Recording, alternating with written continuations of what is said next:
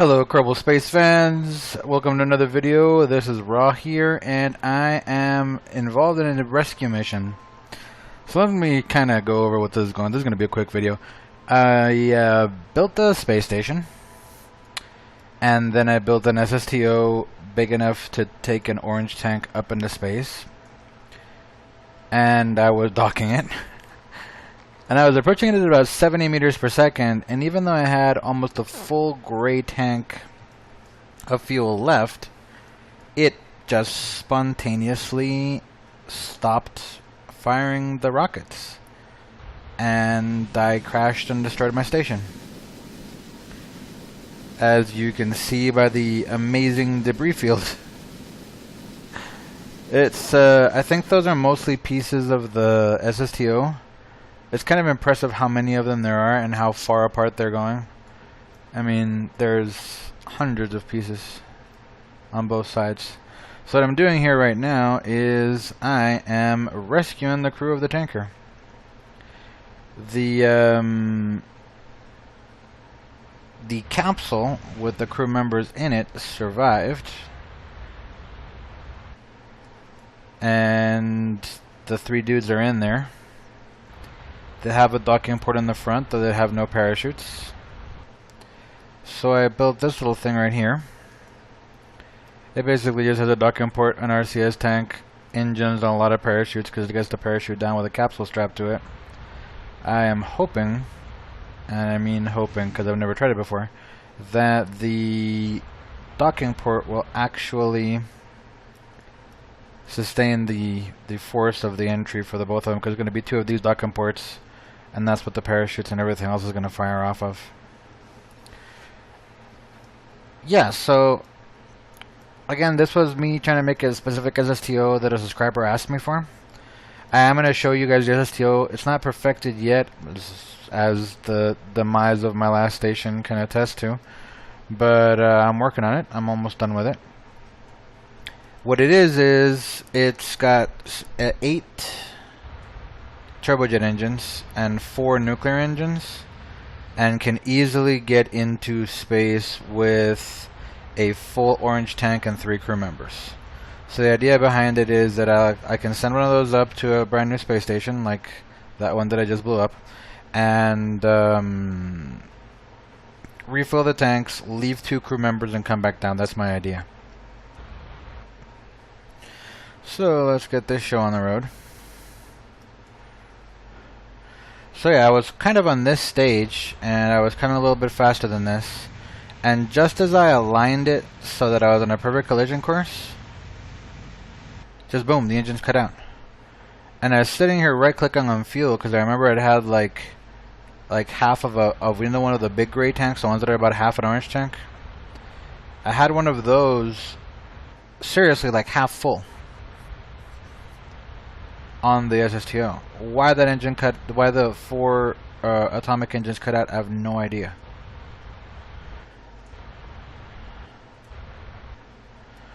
So we're pretty close. Now I wish I had lights on this thing. I can't see anything. Oh, there it is.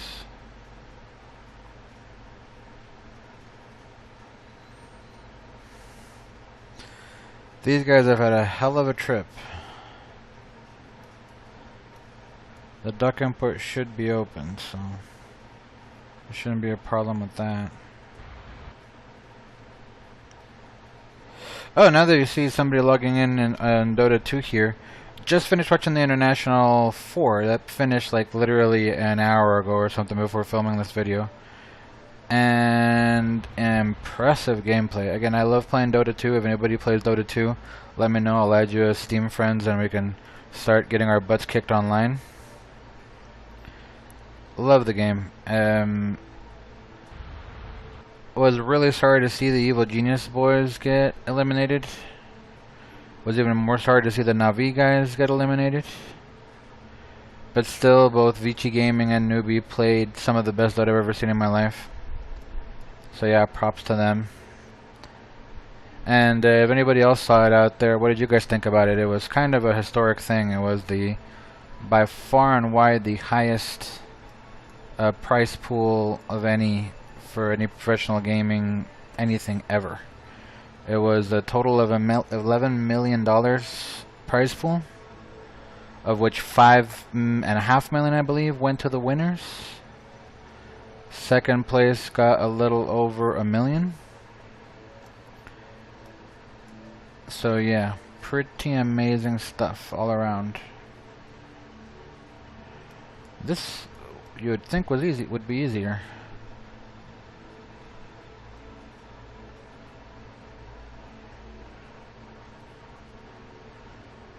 A lot of upsets this year in the international. Last year's winners alliance didn't even make it out of the group stages. It's kind of ridiculous. There's more upsets than you could imagine in the entire game. Then my favorite team, Navi, got eliminated right in the beginning of the main event, so that wasn't fun either.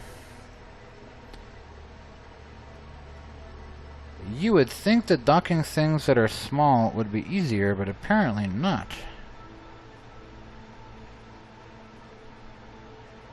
There we go. Okay.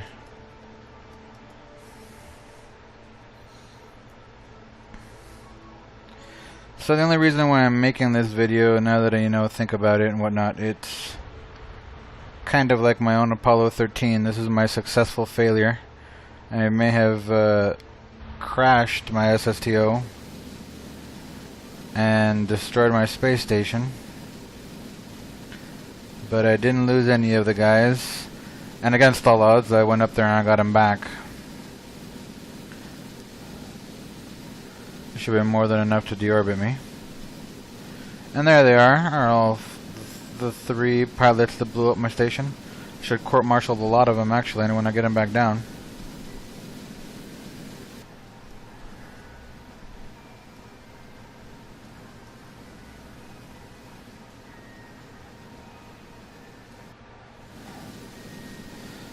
Yeah, how I'm gonna clean up that debris field, I have no idea, but it's a staggering amount of debris. And I think it's on pretty stable orbits, because the station was at a circular orbit of 150 kilometers.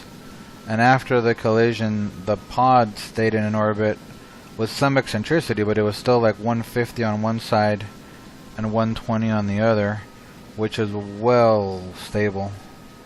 I mean, these things would have to hit somewhere below 70 to actually start deorbiting. I don't think any of them are.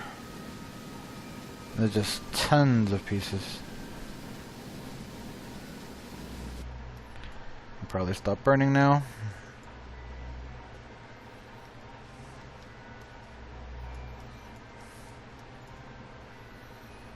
And I should probably face the other way. I'm going to use the capsule as my heat shield. I really wish that made a difference in this game now. They should add that. They should add re-entry things.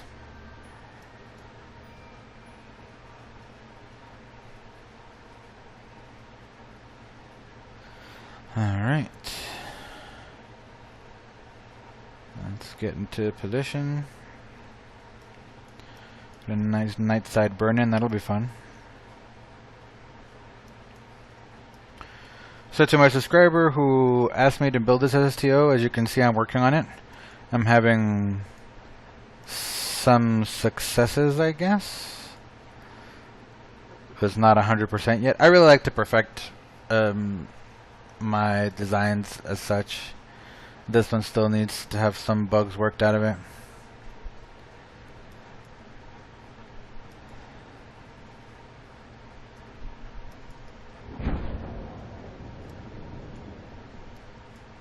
Yay, we're coming on over water.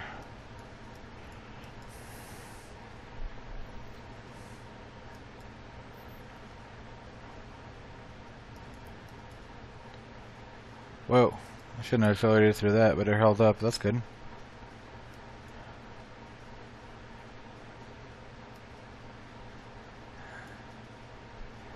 Alright, and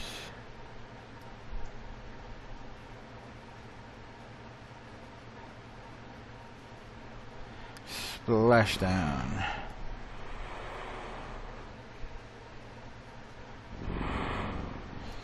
Okay.